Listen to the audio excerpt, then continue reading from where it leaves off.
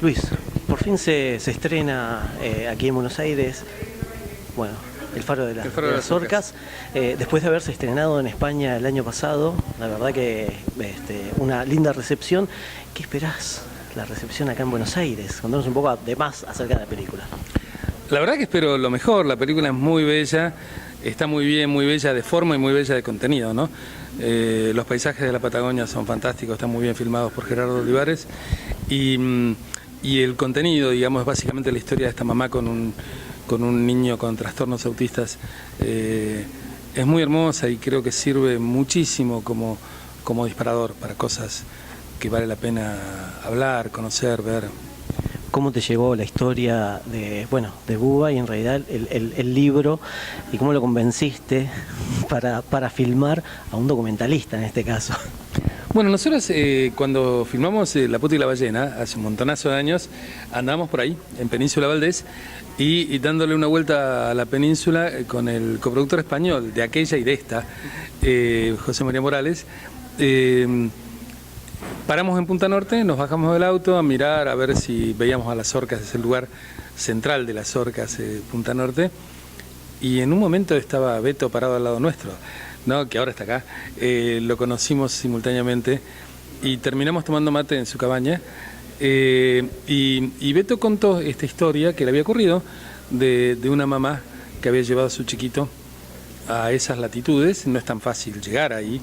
Quiero decir, no solamente por la distancia de aquí a la Patagonia Atlántica, sino es muy lejos de todo lugar civilizado, 200 kilómetros de caminos de ripio, y ahí en Punta Norte Beto vivía solo, no solo, vivía con 24 delfines, 24 orcas, que es una familia con costumbres muy particulares y que se hizo amiga esa familia de Beto. Y bueno, conociendo esta historia, yo estaba muy enchufado con La Puta y la Ballena, tenía que filmar a la semana siguiente, estaba filmando, y José María se quedó prendido de esa historia y que no lo soltó más, la historia a él, y bueno, siguió llevando adelante la historia. El cine es complejo, y sobre todo cuando una película es como esta, de alta complejidad, para resolverla, y para resolverla con la calidad con la que está hecha, llevó años. Y volvimos a acompañarlos cuando él se decidió a filmar, y ya habíamos hablado con Gerardo. Gerardo es un especialista en naturaleza. Es un director que empezó como documentalista y filmó muchas ficciones, todas dedicadas a la naturaleza. Digamos, es el director de Entre Lobos, una película que es la historia de un niño real, también de un niño lobo en España, y después, hace muy poquito, antes, ya te iba a nombrar mi película, del Faro de las Orcas, él filmó una película sobre las águilas, que también es dificilísima como esta. Y bueno, se comprometió con filmar esta película, que técnicamente había muchas cosas que resolver para que la película se vea con la naturalidad que se ve esta historia que reúne a un niño con orcas, y bueno, y está muy bien hecha.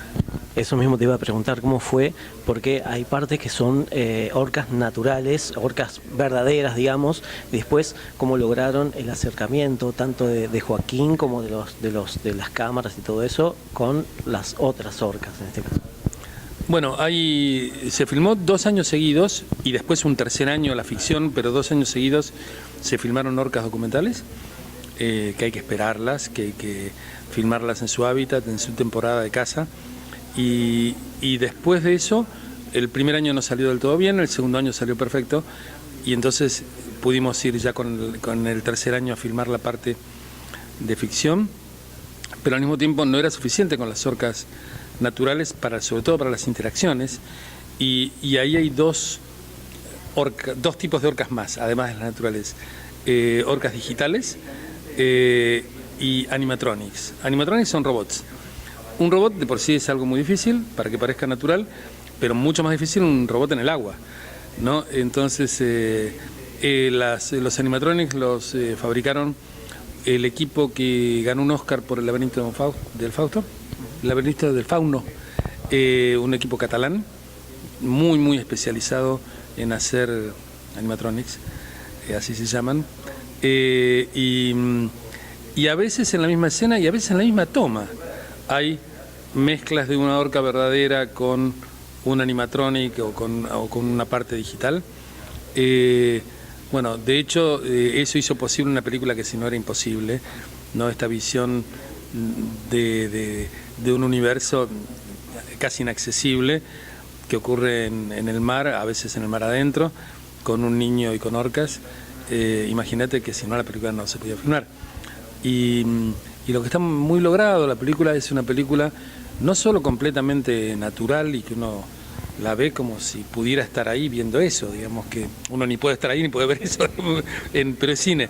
Y no solamente se ve muy bien, sino que se ve muy bellamente. La película es muy bella, y los paisajes de la Patagonia están exquisitamente filmados, está muy bien la película.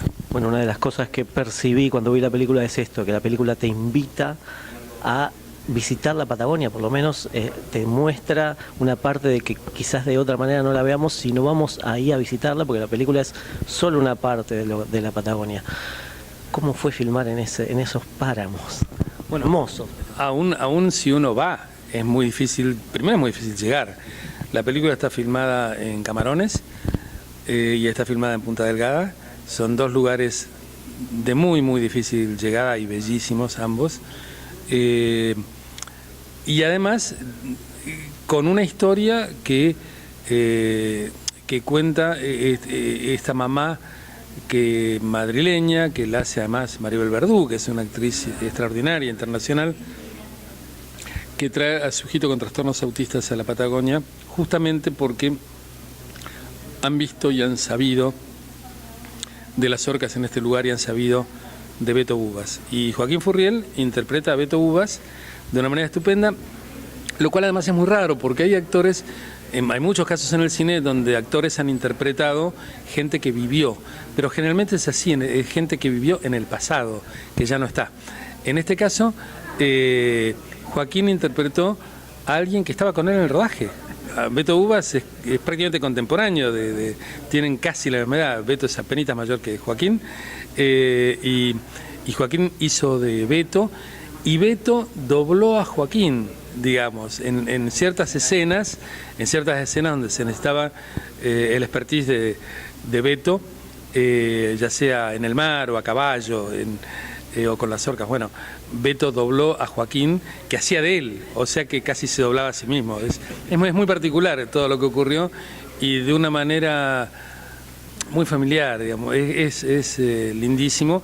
Y bueno, ni te cuento para mí que era volver a un lugar donde filmé una película que quiero muchísimo 15 años antes. Entonces era como, la película está llena de vueltas así.